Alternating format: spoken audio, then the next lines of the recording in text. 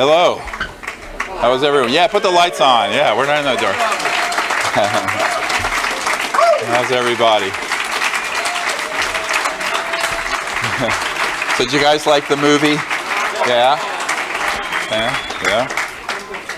Good. Well, I'm glad you all made it. Thank you. And thank you to the folks who helped organize this. I want to acknowledge, not unacknowledge, but acknowledge Lara and Robbie and Greg and Ricky and Marcel, who are the volunteers who've helped set up all this work. Thank you very much. So I have an assistant. No. Okay. Who's helping me up here with questions? Lara? Yes. Somebody? There are people hurling pieces of paper at me, so I don't do that. All right. So pass them to the staff, if you would, please. So we're going to do some Q&A here. That's something I've never done with the premiere. And I may sit for a while because I've been standing all day doing things. If you can't see me, I'll stand back up because it's a low chair, I guess. Oh, forget it. I'm fat. I weigh 238 pounds. Don't worry, I'll stand. I can do it. So what I need is one of my people to pick the questions they like and just sort of read them. You can read them to me. And then we do this just so people don't hijack the microphone and go into a 20-minute soliloquy. You know how that happens?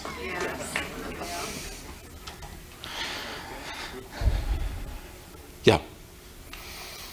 There's a mic there.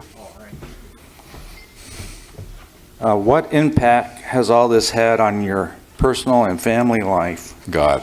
And how do you go on? No, it's a really, really good question. I sort of intuited that might be a first question. It's been difficult. Nobody I have 4 kids and 8 grandchildren. And I know, I'm thinking when my grandchildren, the age they are now, are the ages of my children when I started this project.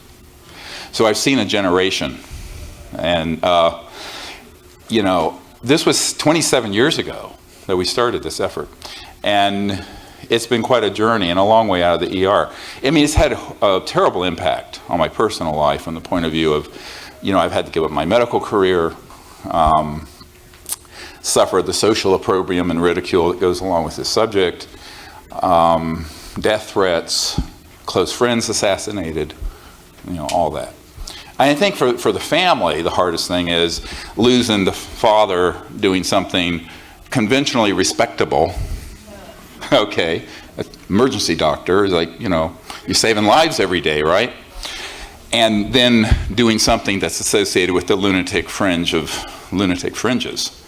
So, now I'm being honest. So, very difficult, actually.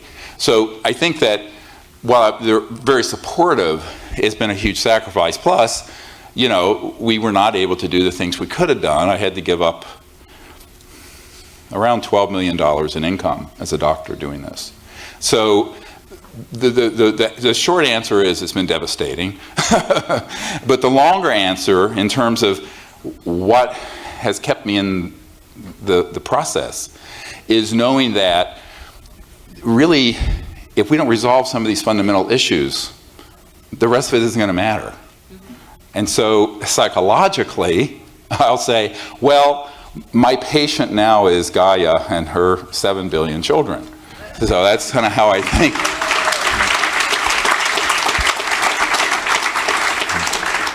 Because I could save a few thousand people, and I have in the emergency department, but this is something that if we can get this right, it's not a generational, it's a epic, EPOCH. It's a billion-year thing going on. So the cycle that we're closing out is a 452,000-year yuga, as it's called in the Vedas. The cycle we're opening is a 500,000-year cycle, and we're in the turmoil, the cyclone of the closing of the one and the opening of the other. Most of you know this, right? So we have to get this right, because at this fulcrum, this tipping point, we have to get on the Hopi prophecy line that goes on forever and not the termination line. Right now our civilization is on the termination line, if you know what the Hopi rock is, the prophecy rock. Where if we stay on the course we're on, our civilization will terminate. If we get off that line and hop quantumly, like an electron shell, bink, bink, onto the line that goes on and on and on, we'll enter an era of universal peace, global enlightenment, interstellar travel, abundance and free energy, etc., and so on and so forth. Now, this has all been forestalled for 100 years, and so what I do pretty much every day is to get up and put one foot in front of the other, which is hard, you know. Thank you. Next question.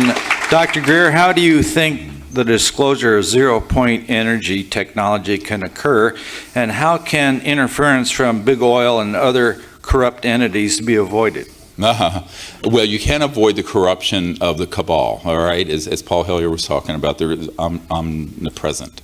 However, this is, again, I mentioned this in my talk, it's like playing chess in 38 dimensions.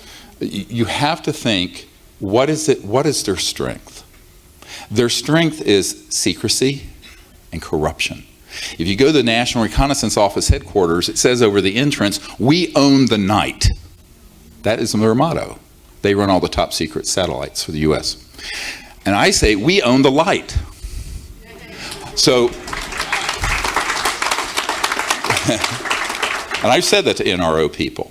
And I said that our effort is to disclose and put into the daylight things that they wish to keep secret. Now, you don't do that by stirring around the secrecy, to wit.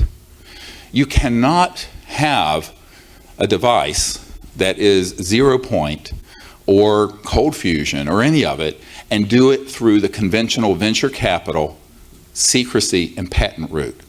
Because the system owns that pathway and they will intercept it. And the proof of it is they have done so for 100 years. This is not speculation. You cannot do it in a way that is any other way but massive, open source and open disclosure. So what I have come up with in the last year or so, and this is 26 years of very hard knocks, and it's cost us about almost $1 million in fraudulent new energy devices and devices that were real that got intercepted and people who've been assassinated, and it goes on and on and on. We could spend all night. I couldn't begin to exhaust the drama. The point I'm making is there's one pathway out of this morass, and that is you either have someone who has something operational and we take it forward, massively disclose it, and make it open source. You bypass the patent office, you bypass the IP, intellectual property. But you also, if someone said, here's $100 million, 50 to 60 of it has to go into basically public education and disclosing the device, or you're dead.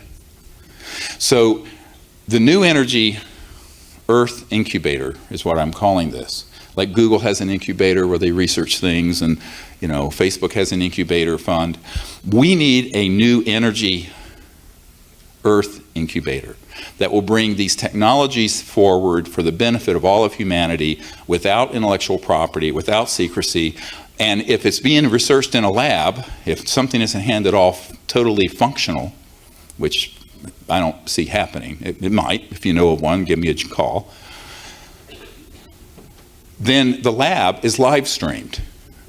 And every single development, every point that you get on your data point of the correct electromagnetic frequency that opens the Poynting vector into the 0 point field that works in whatever substrate it is, water, crystal, nanocrystalline, metallic, whatever, that information is dumped in real time onto the internet and dispersed to millions of people. You can't put the toothpaste back in the tube. It's the only way it's going to work. because we have tried everything else. For 100 years, people have developed these technologies and they have been intercepted and black shelved. If it's done in any other way, it won't happen. Now, a few years ago, I couldn't have said what I'm about to say, and that is if there's somebody with an operational system that they put their life's work and savings into, we can make them whole. There are people on my team, so long as we can test it, reproduce it, and they're willing for it to go open source. Open source means no holdback, it's provided to the public, no intellectual property secrecy. Then, I'm not going to talk about individuals, but between me and almost every billionaire on the planet who's friendly to this, there are no steps in between those now. So we can do this. Now the question is, why don't those people just put up the funds for a lab? Because those people don't want to risk at the front end, before something's already built, getting embarrassed. They want to do something after it's already proven, so they're not embarrassed. I'm not going to name names, so you can imagine who these folks would be.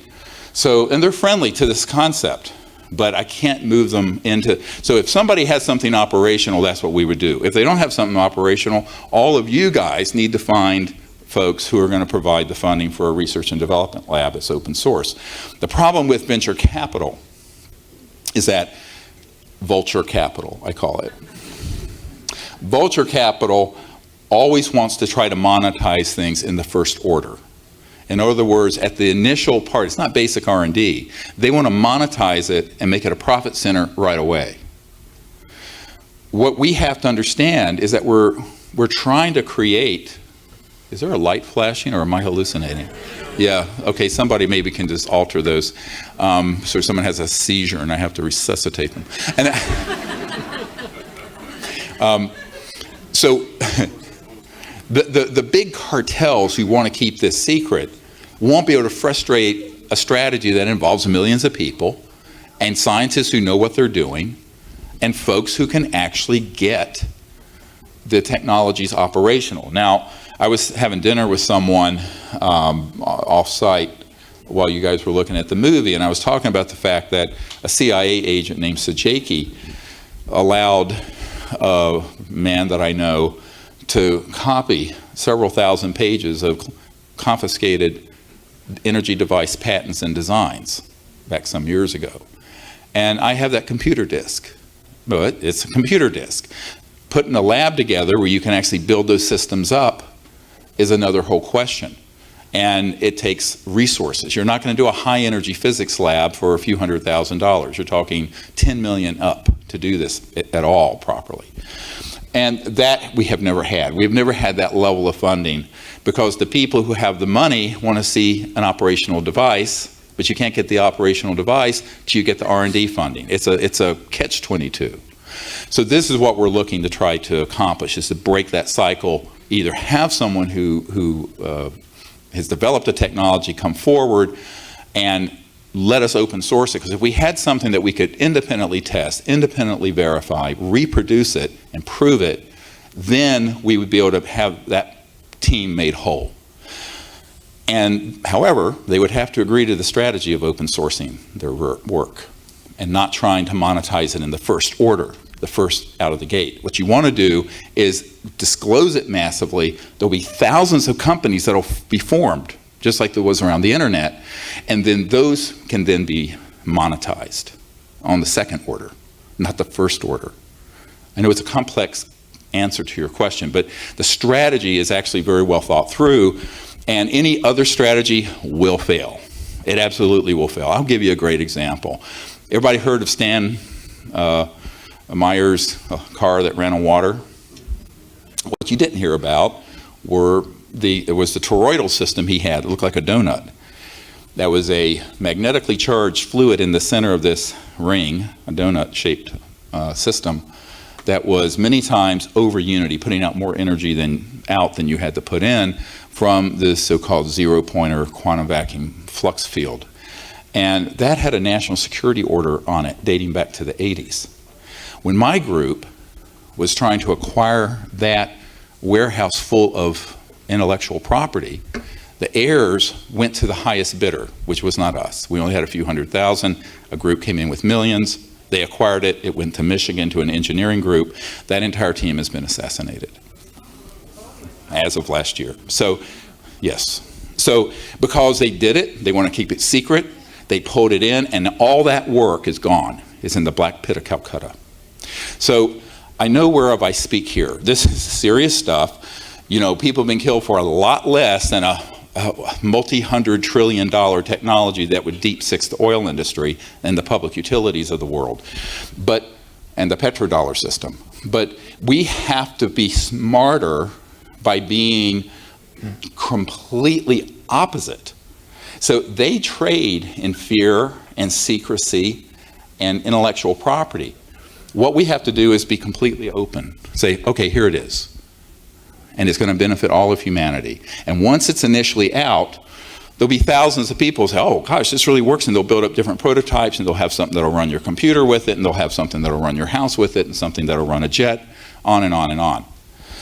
Now, there's another part of this that's a serious and legitimate national security concern.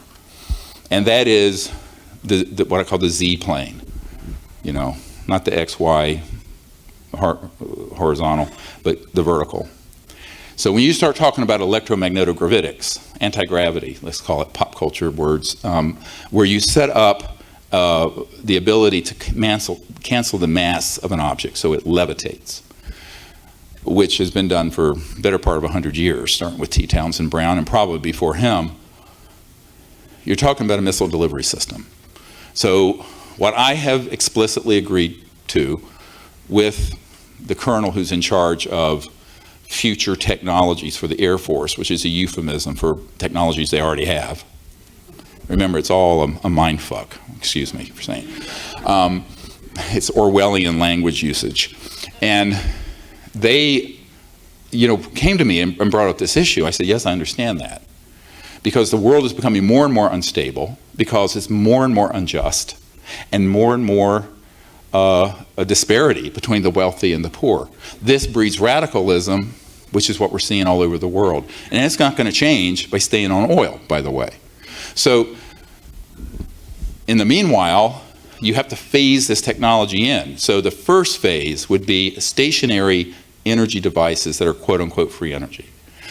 After the world becomes in a state of more stability and abundance and justice and social justice and economic equality, that's, not everyone's ever going to be all the same, but there won't be these huge differences between multi-hundred billionaires and people who don't have literally a bathroom to go to. 48% of the public in the world, the whole world's population, does not have indoor plumbing yet, 48%. So we have to fix that. Then the next phase will be the flying saucers that are man-made, so we don't need highways. But that would be a second order rollout. And so that is a consideration that is most people don't think about. I tell people right now humanity is on its back, flat, collapsing. We need to stand up and crawl before we levitate. All right? And we'll levitate eventually. But we need to get up and walk. And right now we're not walking, we're down. Our biosphere is collapsing, our civilization is collapsing. So this is a rescue mission to Earth. Now, by the way, the ETs are very aware of this, and that's what they're watching. So in the meanwhile, there's not going to be a massive ET intervention unless we get to DEFCON 1, and the worst case scenarios. We hope that doesn't happen. So we have to fix this before it gets to that point of breakage, of tipping point. And we can. I can tell you that if the public, like a few hundred people in this room, if everyone in this room told everyone they know and they told everyone they know to support this kind of research effort, it could happen. And probably in a year and a half, 2 years, there'd be an operational device that'd be open source out to the public. But you're not going to do it just by wishing it were so. It's a lot of hard work. And the cartels that don't want this to happen won't be able to do too much if you're doing it in front of the entire world. It's the old saying, the whole world's watching. So what they don't want to do, remember they operate behind the scenes in a shadowy way. They don't want to be caught red-handed with millions of people watching this happen. And if it's being live streamed, the technology is being openly dispersed instead of people being like, Gollum, the Lord of the Rings, my precious, my precious. So people have had these rings, toroids, and other systems that are free energy, and they're like Gollum, my precious. We have to get out of that mindset and say, no, that's going to fail. Over and over again, we've proven it will. And the strategy to overcome these cartels, A, is to behave as if they don't exist from this one essential point.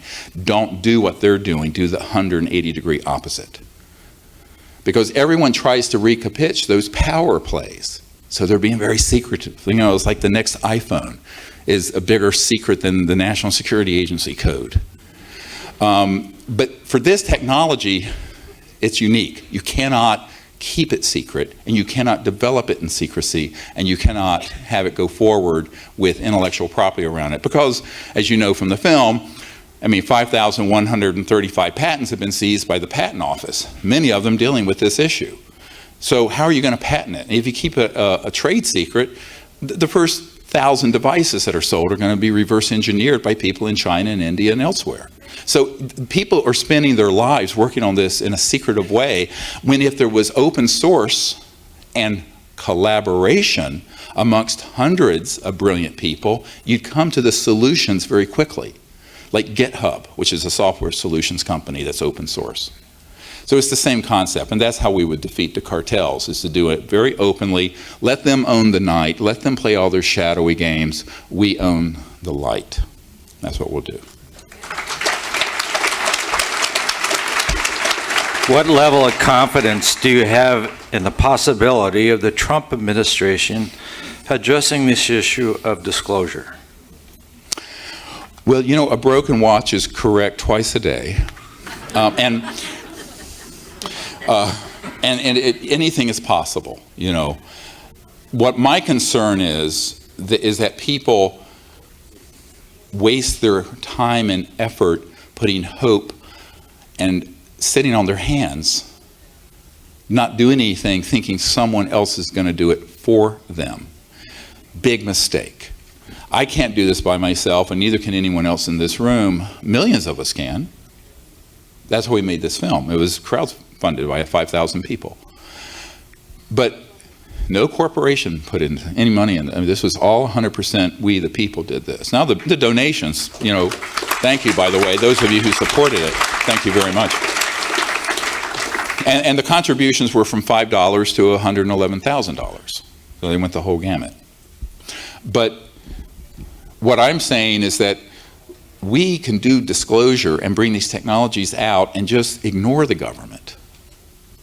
Now, do I still, I have a home in D.C. My main home's out in the mountains, the Blue Ridge Mountains, and it's right near the White House. I can see the White House from my place. Hi. And, when I need to march something through the back door, we march it through the back door. But, I've been doing this since the first year of President Clinton's administration, and have dealt with high people, very high senior officials in every administration since 1993. So that's 24 years on and running TikTok. So from my perspective, and perhaps I'm a little jaundiced over this, but I really don't see the courage existing or the ability to stand up to the kind of banking, gangbankster, oil, and other special interests to actually make something like this happen. Never mind the ecclesiastical and religious authorities that don't want this out. We didn't even talk about that yet. All right? So, for example, some years ago, I had a man who was involved with, who worked at JPL, Jet Propulsion Labs for NASA. And he came up to me, he says, yes, you're quite right about those objects on Mars. They do exist, but we pixelated them out because we don't want the public to know. And I said, well, why? They're very ancient. He says, yes, they're in the millions of years old, not thousands, millions.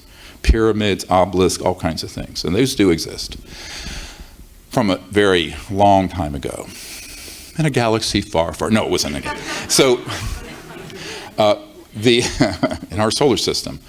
And I said, but so what's the big deal? It's not a current operational UFO that is basically a free energy and anti-gravity device that's being disclosed. It's an ancient, he says, yes, but the religious authorities don't want that disclosed. I went, what? This is just as an engineer and a scientist at JPL. And he said, yes, he said, because if that were disclosed, it would collapse the foundations of the orthodox fundamentalist belief systems of every organized religion on earth. To which I said, well, good. It's childhood's end. You know, I mean, I'm sorry, if you believe the world is 6,000 years old and we rode dinosaurs bareback, you got a problem. But, you know, my point is, as Senator Patrick Daniel Moynihan said, everyone is entitled to their own opinion, but not their own set of facts. Okay, now we have alternative facts and fake facts and real facts. You know, it's like so Orwellian. So I think that the one bright spot with the current administration is that they're unconventional. And we have handed off to the administration a briefing, and we have points of contact in the administration and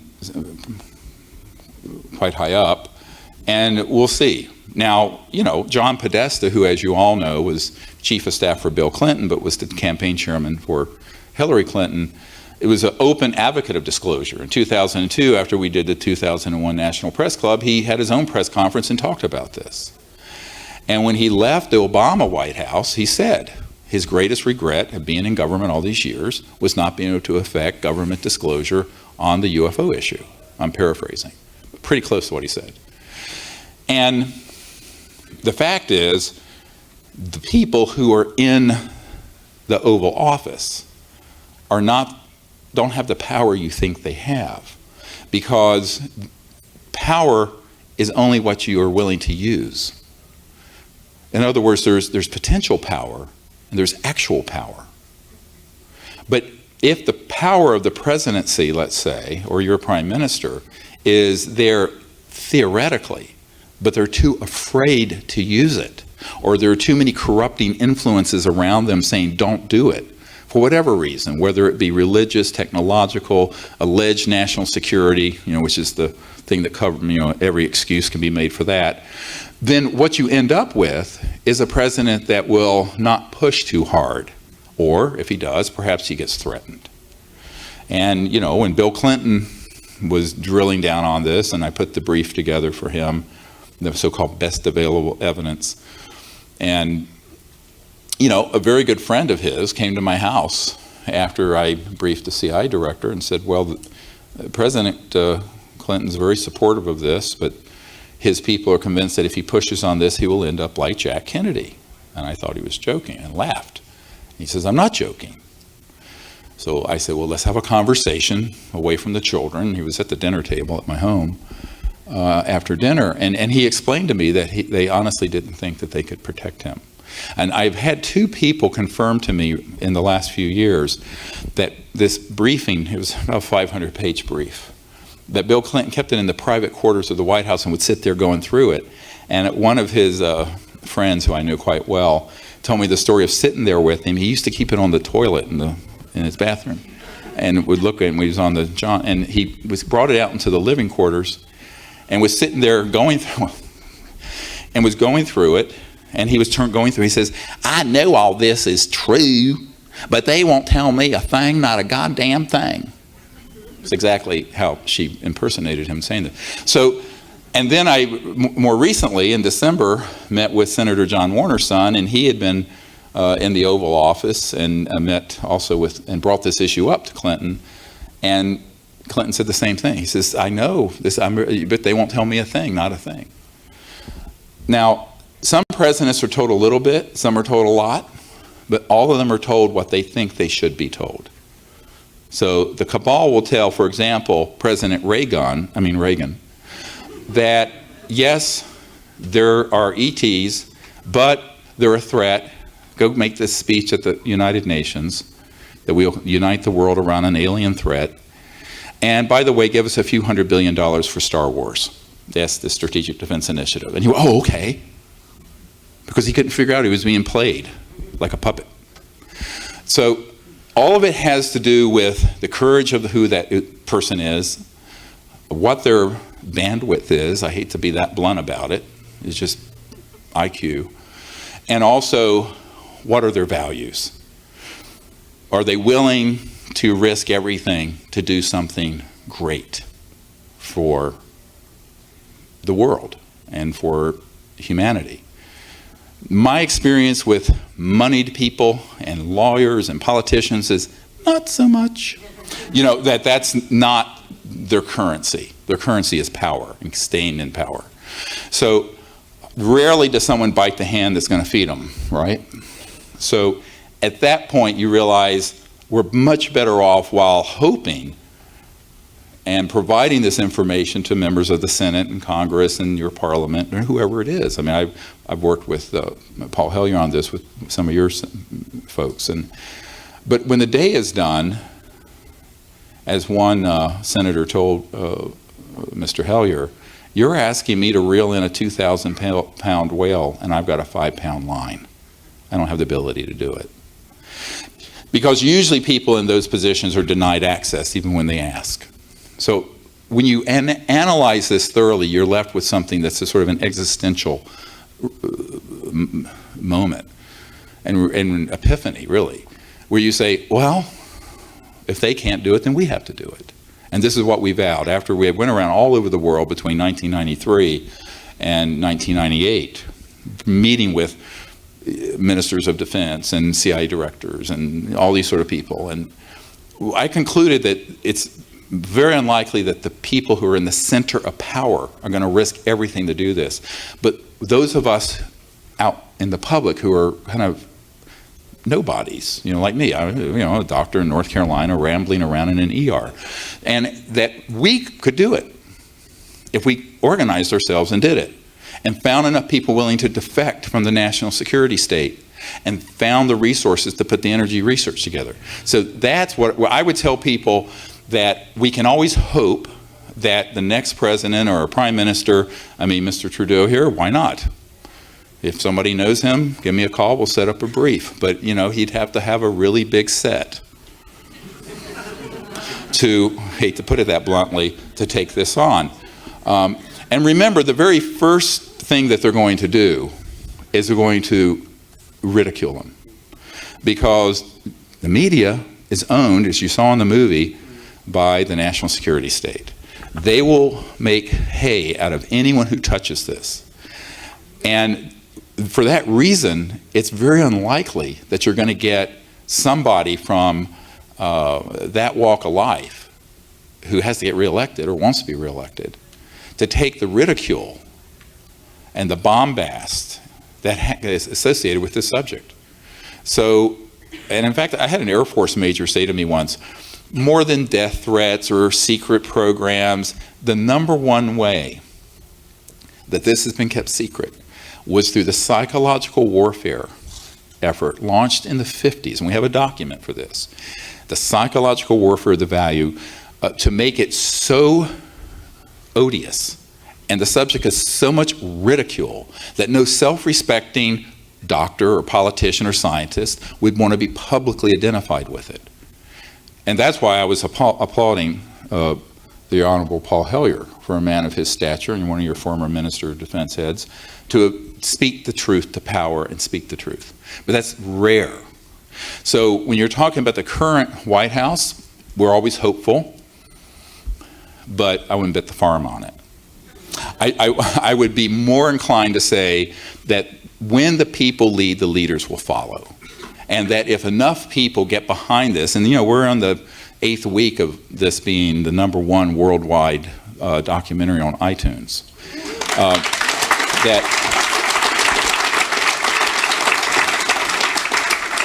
and there's something that's going to be happening in August that'll be 10 times bigger. So 100 times bigger. So two orders, yeah, I can't talk about it. I'm not, sorry.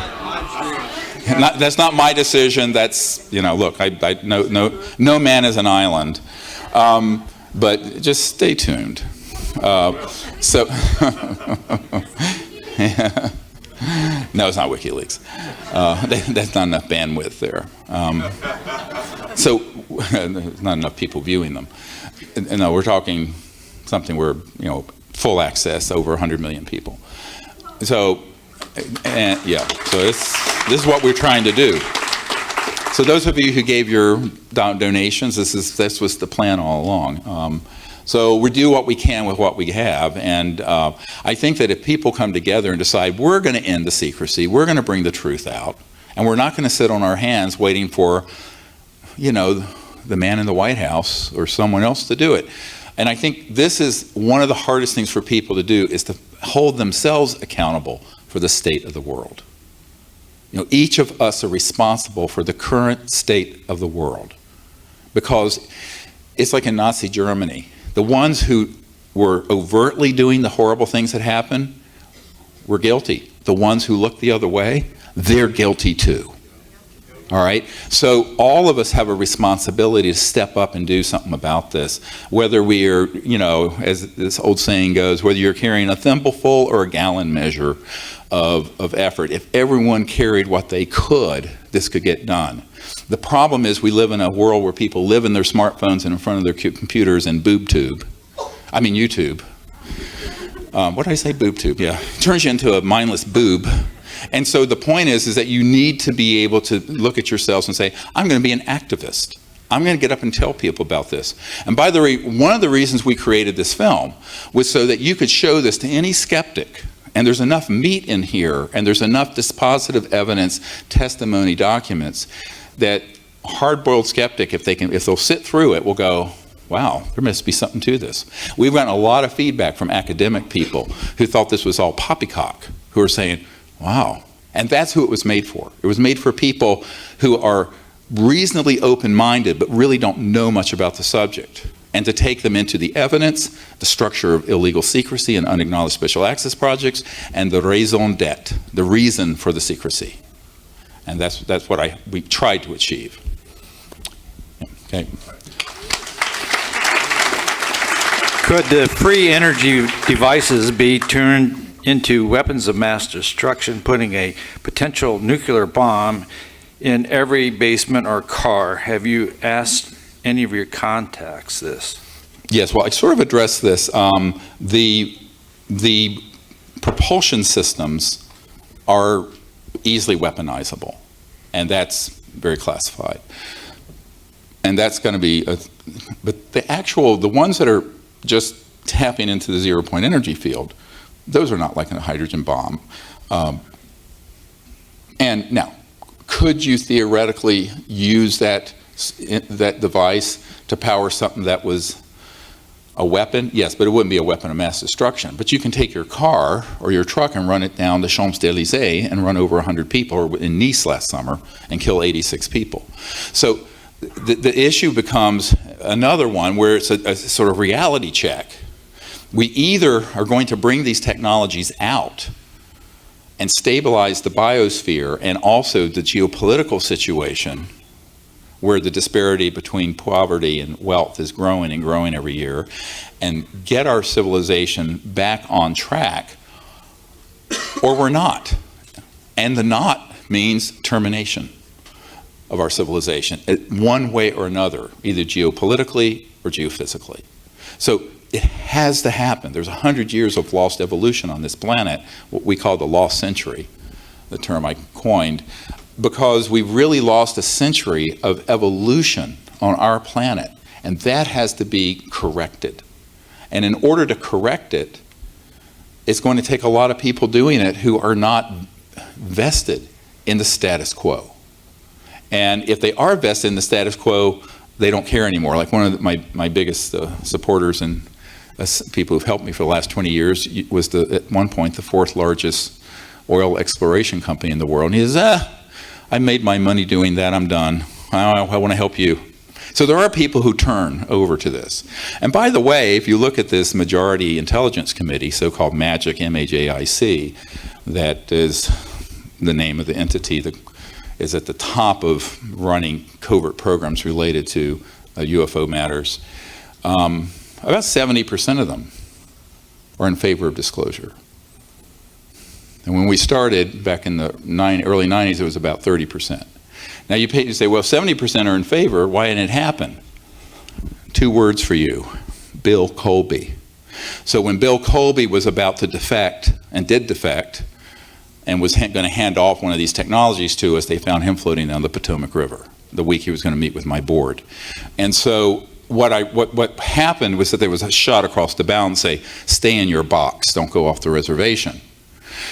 And the 30% that are hardliners don't mind eating their own. They do not mind killing their own people, and they will. And so when I was going to give up, someone asked me the personal weight of this.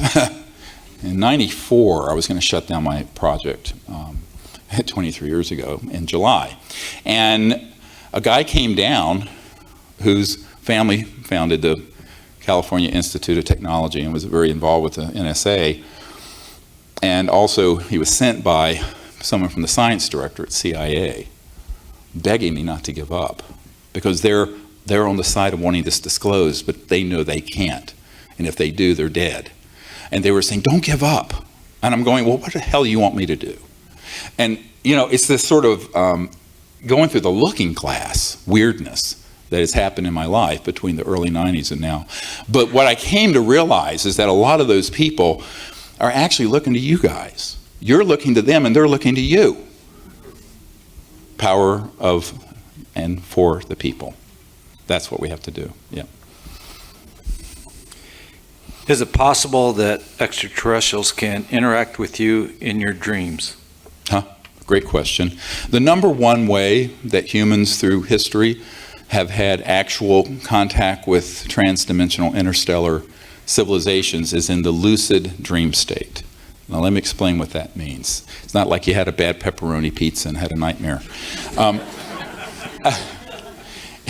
It's when you're awake within the dream in a state of lucidity, and you know you're in a dream, but you're actually having an experience. And I actually met my wife that way. I had 5 lucid dreams in a row, and was shown this woman that I should marry. I was 22. I said, I didn't get married. And then a couple months later, I met her in this dimension, and I knew it was her. And that was, it'll be 38 years this August. So lucid dreams are very important, because what they enable you to do is to get out of the intellect and the confines of space and time. And what we're going to do tomorrow, we're going to spend a huge amount of time dealing with the nature of consciousness, mind, trans-dimensional physics, and extraterrestrial technologies, and where those all come together. Because if you understand that, then you can become an ambassador to their people and make contact. And you're going to see some amazing photos and images tomorrow. It's going to blow your mind. So, of contact we've had doing this. Now, you can say, well, that's during a meditative state where you do remote viewing and engage in these protocols. I say, yes, but you can then go to sleep that night, enter into that state, and then they will contact you. And you can have an experience in this lucid state. And I think that this has been very common. Now, why is that the case? I'm going to tip my hand on a little bit of what we're going to talk about tomorrow. I had this Lockheed Skunk Works spook, officer, contact me a few years back. And he ostensibly called me to be one of our witnesses, one of our Disclosure Project military witnesses, corporate. I said, great. He says, but really the reason I'm calling you is that it turned out years ago he had been practicing something that I was not in the tradition I practice. I use a Vedic type of meditation, Sanskrit. He was doing something, Rosicrucian, and he was trying to learn how to astrally project. In other words, have his astral, the body of light, leave his physical body and fly around. And he, tried, and he never could. Finally, his teacher came to him and said, look, you're ready, you practice enough, just let go and let yourself do it. And it was sort of an affirmation. So he laid down that afternoon, began to practice this. He went out of his body, right up through his ceiling, went up in the atmosphere, and then collided into an extraterrestrial vehicle that was in a transdimensional energy field and moved it. Listen carefully. Very carefully. If you get this, you're going to understand so much that it'll connect dots. And he said, how is it that in my astral body, my dream state body, this body of light, this is just an outer manifestation of that, by the way. Consciousness is essential. And the body of light is emanating from the point of consciousness, which then manifests the body and the plants and the stars, etc., and so on. So the cosmology has been turned upside down by reductionism and materialism. But this conscious field is what is primacy rests with that. That's essential. And I said, when you are in that astral body and an extraterrestrial interstellar vehicle, which has gone from one star system to another, but has not stepped down into 3D matter, it's in an energy form that very closely approximates the conscious astral body. And since they are of a similar density, you can move it with your astral body. And he went, oh my God, he says, that makes total sense. The funny part of the story is that he popped into the side of the craft with his astral body, but the ETs could see him. They were at a console, and they looked at him like, my God, why don't you watch where you're going? Like, it was an interstellar faux pas. He didn't say hello, didn't knock, just popped in. Now that's a true story. And it does get comical, and it sort of blows people's paradigm. But remember, I tweeted this out, and I got so much feedback, like WTF sort of remarks back on Twitter. Because I said, all interstellar extraterrestrial civilizations are transdimensional. But not all transdimensional beings are extraterrestrial. There are beings that reside in other dimensions that aren't ET, that aren't from physical planets and stars with bodies. However, any civilization that can go beyond the speed of light, they're not accelerating in a linear way. They are going into a phase shift, very quantumly, and into another dimension, and go then through those dimensions to another point in space-time and rematerialize. That's what they're doing. But guess what?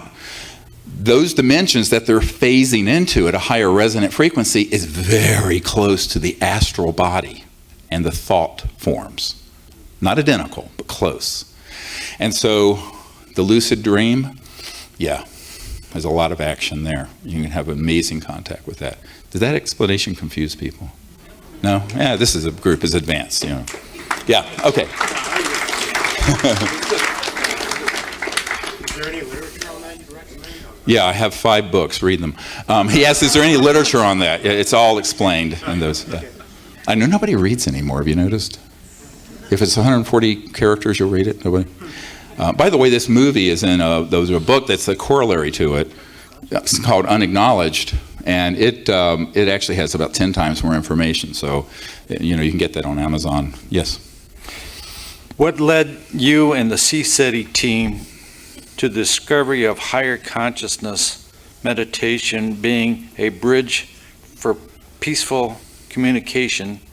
And can you talk about your first successful team contact? Well, you know, that's a very long answer, which we'll get into a great deal tomorrow. But the reason I got involved in this whole issue was when I was 17, having been raised a very devout atheist, where nothing existed that you couldn't put in a test tube, I got very sick. I had an injury on I'm still missing part of the muscle on my thigh here.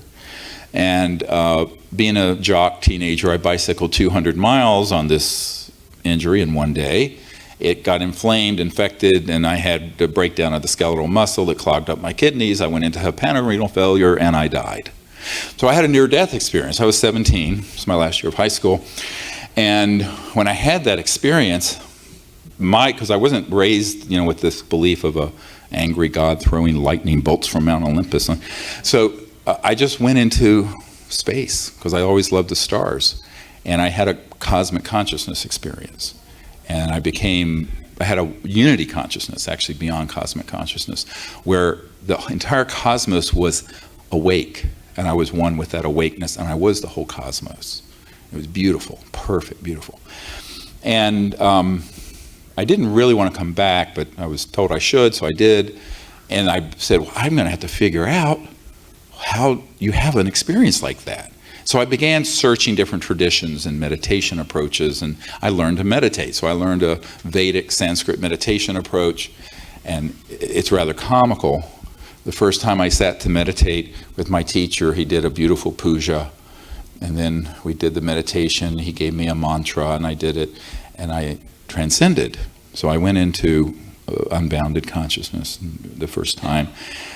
Well, it wasn't the first time. That's why I went. And at the end, he was staring at me. He says, "You transcended, didn't you?" I said, "Well, isn't that what you were supposed to do?" I was so naive. I didn't know you had to make a hokashrai about it, and make a big deal. So and that was on my 18th birthday, which is, wow, well, my birthday is Wednesday. So it's almost exactly, I'll be 62. So however, I was when I turned 18. So quite a long time ago, 44 years ago. And 6 months later, I was meditating up on a mountain in North Carolina, and it was beautiful fall day, crisp and cold. I was up about 5,200 feet, and I went into this, right before sunset, I saw this ET craft clearly materialize. It materialized, dematerialized. I said, oh, they're back, because I had had a sighting when I was a child, when I was 8 or 9. And I sat and meditated. I went right into that same state that I was in when I died. It was beautiful, beautiful state. And I must have been in that meditative state for a couple hours. When I opened my eyes, a beautiful thought that said, behold, what a beautiful universe God has made. And I looked up, and the whole Milky Way was going across the sky, crystal clear air. And then all my hair stood on end, like an electrostatic thing. And that's when I had hair. It was long hair. And this creature, about this tall, maybe a little taller. I'm tall, so everything seems short. But with kind of almond deer-like eyes, touched me on my right shoulder. And I'll never forget, because I looked down, and I had a ski jacket on, and it indented like that far. And I went, whoa. And with that, I dematerialized and went on a craft, and we co-created the CE5 protocols that I'll be teaching you tomorrow. So that's how all that's, so that's, it happens, and that's why I'm here. So, but that was like a beautiful experience. So I didn't do anything with it, but then eventually in 1990, I had 3 cosmic contact experiences that happened on the full moon. I'm a Cancer, so I'm like crazy moon child. On the full moon of January, February, and March of 1990, where I was basically told to start this project. And asked to. I wasn't told to, I was asked to. And so I formalized these close encounters of the fifth kind protocols that use sound and lasers and lights and consciousness and remote viewing to do the contact. And the very first time we went out in 1991 in Belgium, we had a massive craft come right over us. And then in 92, of course, you all know about the Gulf Breeze Pensacola event that's in the film, where the guy goes, holy damn hot shit. I was just teaching people this. There were 60 people there. There were colonels from the Air Force and everything. And people at first didn't understand it. The only people who understood it really, really well were the folks at SRI, Stanford Research International, Dr. Bob John, the Princeton Engineering Lab, about consciousness, and the CIA folks and people because who understood non-locality consciousness and the fact that these ET communication systems are modulated through coherent directed thought into an electronic system, which is what I experienced when I was 18. So this is a mind-blowing paradigm, because everyone's still thinking very materialistically about something that is multidimensional. And so it was something that from the very first expedition, we had contact, and it worked. And I said, well, it seems like the ETs want this to happen. So I was working full-time as a doctor and raising 4 small children, but little by little, of course, it overtook. And it was because of that event in 92 that the intelligence community came knocking. Because what I was told is, after being rather nastily threatened, was that they realized that we had figured out the Rosetta Stone of interstellar communication using consciousness, non-locality, remote viewing, and very deep states of consciousness, but where coherent thought connects to the extraterrestrial communication systems and then shows them where you are. But within an ethical paradigm of universal peace and peaceful contact. And then they're going to come. If you're afraid, they won't come. If you're a bigot, they won't come. If you're an alienist who is, they're good and they're bad and they're this and they're that, in other words, you're a racist. If you're a racist, they won't come. But they will come if you have a pure heart and a pure intent. And understand the protocols, which are not difficult. I always tell people, if you're awake right now, you can be aware of the awareness whereby you are awake. And in that singularity of consciousness, as Erwin Schrödinger said, the total number of minds in the universe is one. That is, it is a singularity. We all trap it. We capture it and trap it in our egos and our bodies and ourselves. But in reality, the nature of the conscious mind is that it's omnipresent, infinite, all the time, whether you acknowledge it or not. But there are protocols and practices in meditation that you can do that put you in touch with that expanded, infinite aspect. And from there, begin to operate, whether it's in the lucid dream or whether it's out under the stars with a team of Close Encounters of the Fifth Kind folks. So, yes? Well said, Dr.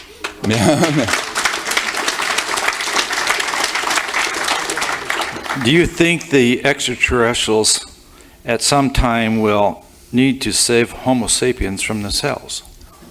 We'll have to what? Do you think the extraterrestrials at some time will need to save Homo sapiens from themselves? Well, that's what's going on. Everybody hear the question? That's why they're here. Now, remember various civilizations have been surveilling and involved this planet for millions of years, maybe billions, but certainly millions. There's nothing new under the sun in that regard. However, the modern era of events began with the atomic weapons program, as you saw in the movie. Colonel Diedrichson, who is head of all the Atomic Energy Commission, which is now the Department of Energy projects dealing with weapons, nuclear weapons, said that every single weapons facility, uranium, plutonium facility, intercontinental ballistic missile facility, weapon storage area had been overflown and surveyed by these ET craft because they were very concerned that we could get so out of control that we could destroy all life on this planet. But also, and there's a bit of enlightened self-interest here, that there's a very short distance, and as Ben Rich said, we already have the means to take ET home. So 70 years and trillions of dollars in R&D covertly have resulted in our having capabilities that could be an existential threat to other star systems. So not only are we dangerous to ourselves, we're dangerous to others. Now, for an emergency doctor, that's what you put on a thing to get someone involuntarily committed into the loony bin. And so I think that in a sense, humanity right now is viewed as collectively nuts, insane. Look at what we're doing. We have 100 years of Tesla-like technologies that have been viciously suppressed by sociopaths, and we're destroying the biosphere and have impoverished and enslaved in poverty billions of people. So, on top of it, we're not only destroying the biosphere, but we have thousands of these thermonuclear weapons. Now we're wanting to go into space with these weapons, et cetera, and so on. So I think that there is a very deep concern. Now, a lot of people say, well, why don't they just come and fix it for us?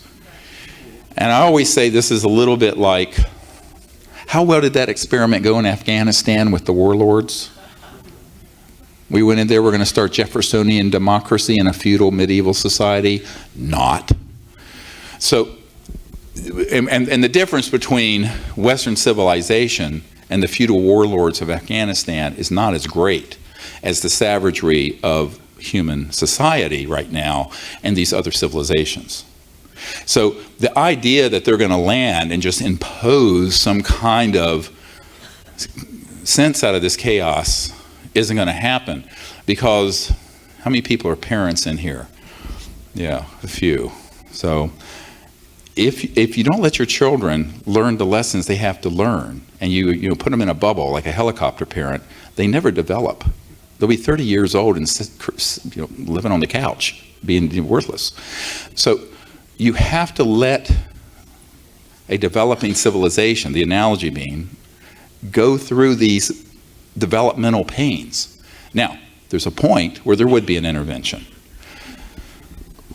Massive thermonuclear war, a biosphere collapse, a tilting of the magnetic shift in the poles where there would be massive so-called earth changes. There are certain scenarios where there would be a massive intervention to stabilize the system briefly so we could then move on. And that is a lot of why they're here, observing and watching and waiting. But the primary responsibility to fix the problem rests with us, not them. So I always caution people against what I call cosmic codependency, where they're either looking for a savior in a flying saucer or a demon. And I'm going, forget about that whole discussion. Let's look to the man in the mirror. Go look in the mirror if you want to see where the problem is. And we have created these problems, and we can fix them. And that's what they're waiting for us to do.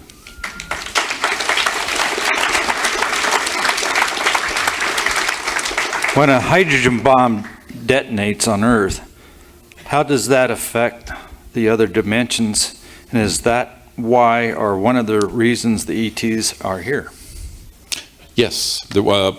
In fact, it's interesting because if you understand electromagnetic pulses that accompany a weapon of that discharge, there are also energy fields that cross into the scalar longitudinal area, which go beyond the speed of light, that cross into other dimensions that are highly disruptive to energy, propulsion, and guidance systems that are extraterrestrial. So if you begin to look at this, you begin to realize no man is an island and no planet stands alone. We think that there's these vast distances between Earth and our sun and these other star systems. And in a linear way, there is. But in a non-linear, non-local manner, when you're talking about these other dimensions, they're right next to each other. So where is the separation when there is perfect integrated oneness and non-locality as the operating physics of the cosmos? This is what we're going to talk about tomorrow. So if you understand that, then you can see why a civilization that goes on a trajectory that we're on, even using these weapons, is destructive and disruptive to other civilizations and star systems, but not in a straight line way, the way you would think of a normal signal, but in a longitudinal scalar signal, which doesn't have a waveform like this, but goes at multiples of the speed of light out. So this is something that obviously got someone's attention when we started detonating atomic weapons in the 40s. Thence Roswell, right? That was the only nuclear bomb squadron in the world at the time. It just wasn't a coincidence they were surveilling that area, because they knew not only was it dangerous to Earth and to our planet and to humanity and potentially to them down the road, but the actual utilization of those weapons was disruptive because of the energy forms that cross beyond the speed of light through these other dimensions. 10:30. We'll take one more question. If USAPs are illegal and those who come forward can't be prosecuted, why isn't everyone coming aboard? Yes, good question. Well, you have to first educate people who've been in these projects that they're free to speak. And I think that if you've been in that system, you're indoctrinated with, you don't tell anyone, you don't talk about it, and you're told you'll be killed. All right? So the fear factor is enormous. I mean, for every disclosure witness we have, there are literally a couple dozen that have given me information I've met with who are terrified to come forward. But what I think that we have to do is find more people with the courage to speak about the research they've done, Here in Canada, we've had facilities that have dealt with these technologies throughout the United States, UK, Australia, other countries, and begin to speak about it. And I think that they need to do it understanding that we have established the legal basis for them to speak without penalty. Now, does this then absolve them of the risk of a wet works team? You know, wet works are, well, I know a guy who heads one up. Wet is from blood. It's a wet works assassination team. And it does if they do it correctly. If they try to do it secretively and in a clandestine way, they're very vulnerable. If they do it fully out there, they won't be. So one of the things that was promised to me after several people on my team were targeted and some of them passed away, I had a man who came to me and said, do you want, for you and the people who come forward with you, executive protection? And I didn't know what that meant, and he meant lethal force to protect you. And I said, no. Initially I said no. But after some horrible things started happening, I said yes. And that's operational. So the worst thing that the Cabal could do, if I step off a curb and get hit by a bus, it's going to be assumed it was in an accident. Same thing with anybody who steps forward out of the military or corporate world or intelligence community. And that is in place. And you know, it's interesting because people are so, aren't you afraid? I said, well, first of all, I don't give myself over to fear.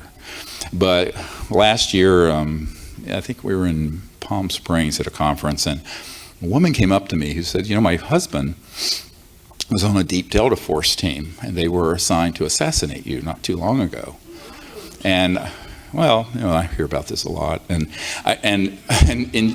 she was telling me this, thinking I would be nonplussed, and I went, yeah. And she said, well, 10 minutes before they were going to activate the plan, they were pulled off. And I said, yes, of course.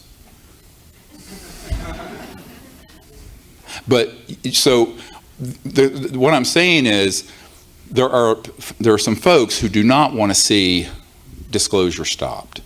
And they're tired of this nonsense. And I think that the specter in people's mind of fear is, as they say, fear is the mind killer. Fear stops you from doing the things that you know is the right thing to do. So we have to, if any of you know folks like that, you need to explain to them that none of the people who have worked openly, name, rank, and serial number with us on this, and since 1997, no one on my team has been threatened or has been harmed. Now, you can't predict the future purely on the past, but here I stand. So I think that what we have to have the wisdom to do is to explain this to people and say, we need you to come forward, the world needs you to come forward, and if somebody has a technology or documents pertaining thereto, they need to come forward with those, because all of those projects are being run illegally and they cannot be prosecuted, not like a Snowden affair, where Snowden was disclosing things that were being overseen by the president and the Congress, no matter how ill-advised those programs may be and however Orwellian.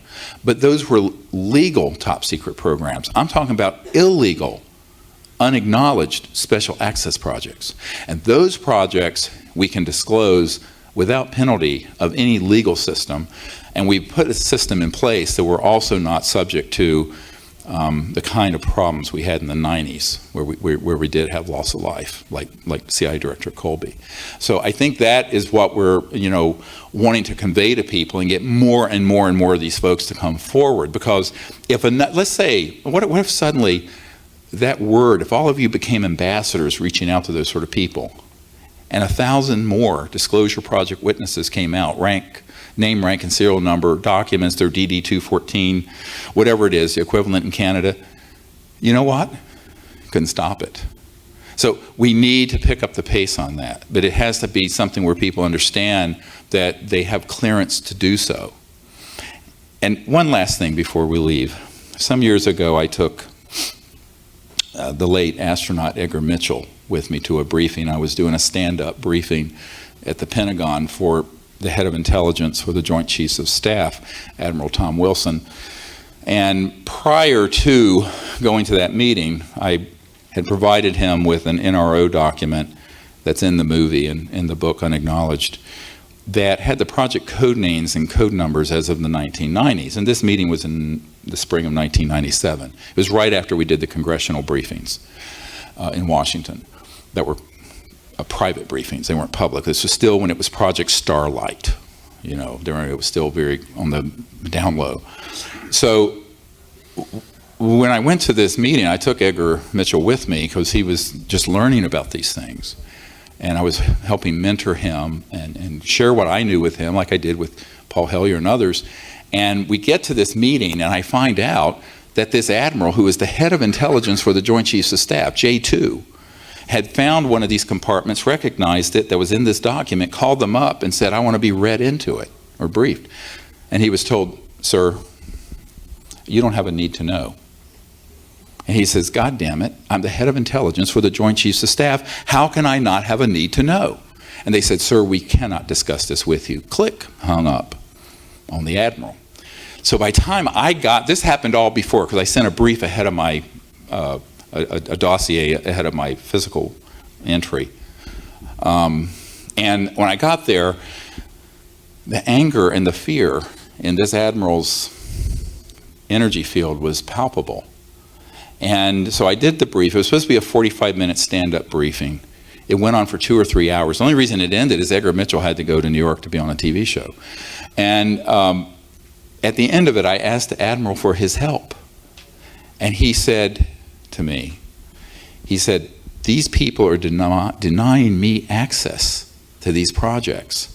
And as far as I'm concerned, anyone that you have who has information on these operations, documents, they have a green light to disclose all of it because that is a criminal enterprise. So when people say, did any official ever green light the disclosure project? I said, you better believe it did. The head of intelligence for the Joint Chiefs of Staff of the United States Pentagon. Yeah, that's true. Yeah, I said, okay. That's what we'll do. The other thing he said, very interesting, I said, will you help us? He says, how can I help you? He says, who else has had this happen to them? I said, well, I briefed the president and the CIA director and the Secretary of Defense, Cohen, and sent the senators on the Senate Intelligence Committee, some of them. And he says, were they all denied access? I said, yes, all of them. He says, well, then what the hell am I going to do? He says, I've learned that the best thing I know about is a B-2 stealth bomber.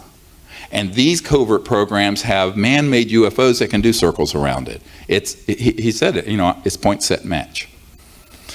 So, and he said, moreover, I can't take an action against such an entity without authorization from the civilian leadership, or then I'm going rogue. And the Secretary of Defense and the President wouldn't authorize it. So there you are, checkmate. So it all fell back in our laps. And so now it's in yours. And mine. So, I think this is how you have to it's funny, I got contacted by a big Hollywood movie producer who I won't mention, who wants to do a full-length feature film about all this. And I said, I don't think you can do this in one film. There's so many bizarre stories, and all of it true and all of it documented.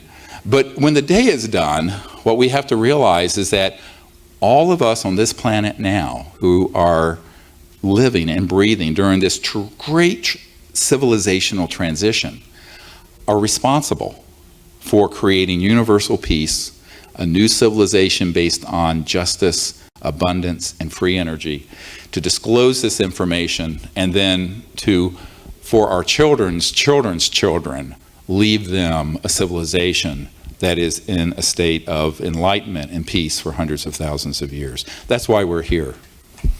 Thank you very much. I'll see you tomorrow.